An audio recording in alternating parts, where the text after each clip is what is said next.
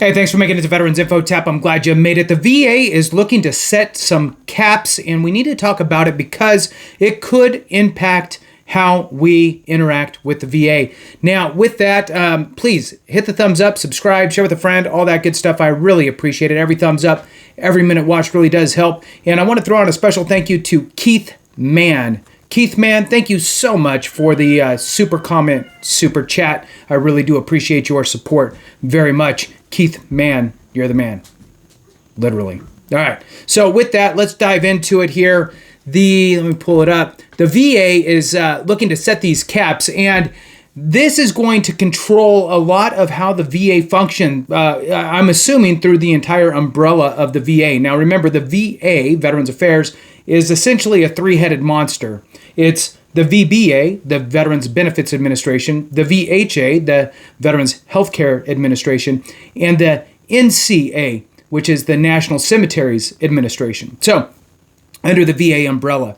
Now, with that, the headline here, there's several different headlines out there. I actually jumped on this one, which is from Government Executive, and I wanted to share it with you. I'd love to get your comments on this and kind of see what, take a pulse on what's going on out there. VA is to set caps on its workforce, eliminate positions, and tighten controls on hiring. The Veterans Affairs Department Secretary is creating a new baseline that cannot easily be exceeded, according to an internal memo. So here's the idea. New numbers for your total, I'm guessing, full-time employee headcount is this, and you can't bolster it up, right? So it used to be whatever the number is, 480,000, we'll just say. Now they're talking about having that reduced by 30-something thousand. Let's just call it 40. So now the new number would be 440,000, right? So from 480 to 440, now that's the new number. So now you're only authorized to have that many people. Now, I get it. I understand where that's going. However, I guess it's twofold. There's two ways you could look at it. One, it has that emergency brake on for people that might be coming in after the fact and decide that they want to just bolster it back up 40,000 without really looking into it. What I mean by looking into it is justifying it.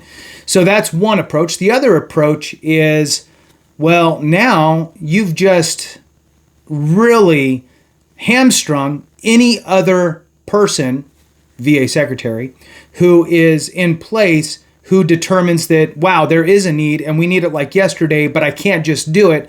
I'm going to have to go through this whole big crazy process in order to get new authorized full-time employees. So in my opinion, when we need it, we, the veteran sphere, need those extra bodies in place, it's going to be a harder road to hoe, if you will, by whoever comes in after the fact. And this could be, who knows, 5 years down the road, 10 years down the road, whatever it is, when they deem that there needs to be added more than the current amount, it's going to be a steeper hill. All right, so anyway, I'd love to get your thoughts. That's my thoughts without even actually reading it here. So let's jump into it. The Veterans Affairs Department is setting new caps on staffing levels within its various components and offices while tightening controls over future hiring as the agency continues to push to shed staff. VA Secretary Doug Collins will soon create an overall baseline setting the approval number of employees at the department, according to an internal memorandum obtained by Government Executive. The officials briefed on the matter that will lead to baselines for major departmental offices, which will then begin eliminating positions that exceed their new caps. How that process will play out remains unclear, but officials preliminarily, you get it, speculated it would only impact jobs that are currently or soon to be vacant. The VA did not respond to a request for comment by publication. While VA has dispensed with its plan to shed 80,000, as we all remember, 80,000 was the goal. I believe that, after really looking into it, the secretary realized 80 was too big of a number and settled down on a 30,000 number, which he announced that it would basically be 30,000 through various different ways to obtain that, through attrition, through early retirements, through the deferred resignation program, and so forth. It's still moving forward with a plan to reorganize the department and is currently conducting a VA-wide review of its mission and structure, the department said in July of 2025. Collins' new staff baseline was determined in conjunction with the enterprise-wide review. Mark Engelbaum, I'm guessing, a VA Assistant Secretary in charge of Human Resources, Operations, and Preparedness, said in the memo, which noted the new cap will go into effect October 1st, which is around the corner, October 1st, 2025. We are here in September of 2025. VA is looking to codify its staffing needs, Engelbaum added, as part of the Secretary's workforce optimization priorities and the administration's enterprise-wide directives for workforce accountability. All undersecretaries, assistant secretaries, and other key officials throughout VA will soon have to... that's a rooster. His name's Stan. So key officials throughout VA will soon have to set their own staffing caps. It will send those baselines to reorganize implementations to the Reorganization Implementation Cell, which will in turn pass it along to the Secretary for approval. The Reorganization Implementation Cell was originally established in February of 2025 to develop plans for mass layoffs through it, though it is now focusing on other reorganization efforts, which we had talked about. Each administration, health, benefits, and cemeteries, which I had noted up front, the three-headed monster, as well as staff offices, will create organizational charts that include both the current level of staffing in each unit as well as to-be charts that show the number of positions remaining after cutting down to the Secretary's baseline. Those charts are due next week. Going forward, VA will conduct enterprise-level reviews of organizational charts to ensure they are in compliance with the Secretary's workforce baseline. By the end of September of 2025, offices will eliminate from VA's official database known as the HR Smart all excess positions above the Secretary's approved baseline. One VA official who received the memo said it was not yet clear how that process will play out, and each office is still waiting for their approved staffing cap.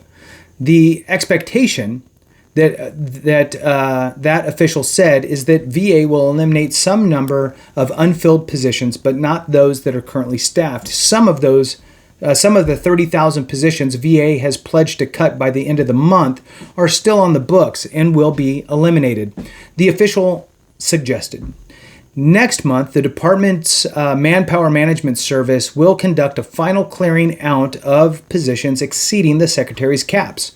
VA currently has 461,000 total employees, or the equivalent of around 452,000 full-time employee staff. It also had more than 40,000 vacant positions as of July 1st, which does not include employees currently sitting on paid leave after taking a deferred resignation offer, meaning the department could opt to slash a significant number of roles without forcing out any current workers. Pete K, because I can't say his last name, Kasperaux,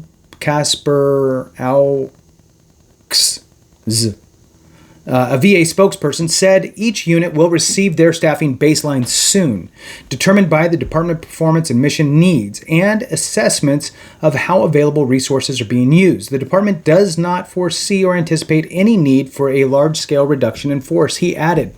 Now, at all of these department kind of level department heads, You need to justify your existence, right? Your department's staffing needs need to be articulated appropriately prior to all of this. And then all this stuff gets drawn up and goes, okay, here's our numbers. So these types of things should not just be from the top down. It goes, well, from the top to the middle. It shouldn't be from the top to the middle.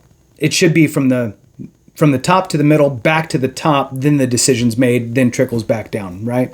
So you need to, at the department levels, be able to really express appropriately your needed staffing levels to do your job. All right, so this change was necessary because there are currently no centralized controls on the creation of positions and the evaluation of mission at VA. Peter Kay said.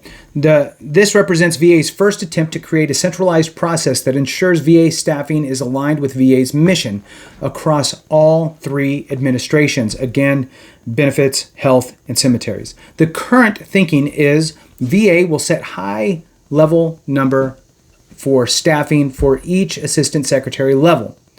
The VA official said, and leadership will then set a workforce cap within that total for each program office. That could in turn translate to each regional office in VHA receiving a workforce number and each VA medical center then receiving a staffing cap within that overall regional total. Though the final details are still being sorted out. Starting October 1st, 2025, Engelbaum said VA components cannot create new positions above the Secretary's baseline without special permissions from various central offices in the department, including his own, and the Chief Financial Officer. Such requests must be submitted as a formal package for approval, he explained. Any staffing above the designated levels must be supported by a documented mission requirement, statutory authority, or approved programmatic need, he added. The existing process requires far fewer and lower levels of approval for hiring, VA employees said. Parts of the VA are still operating under hiring freeze, though hundreds of thousands of positions have been exempted. A senior VA official said it appeared the department was tightening its controls on hiring and preventing any ad hoc or loose staffing decisions. The change would bring VA in line with most other agencies, the senior employees said. One VA staffer in HR said there could be benefits to the new approach, as the number of positions are often based on bogus grades and org structures, rather than the actual work and the workload delegation. VA's efforts to cut the workforce have drawn some bipartisan concerns, though Republicans' hang-ups were largely abated when Collins walked back his original plan.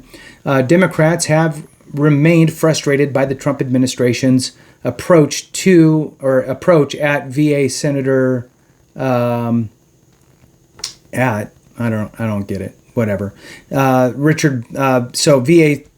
VA. Senator Richard Blumenthal, the top Democrat on the Senate Veterans Affairs Committee, said in July VA was already bleeding employees at an unsustainable rate, and that trajectory would continue to ruin veterans' trust in VA for years to come.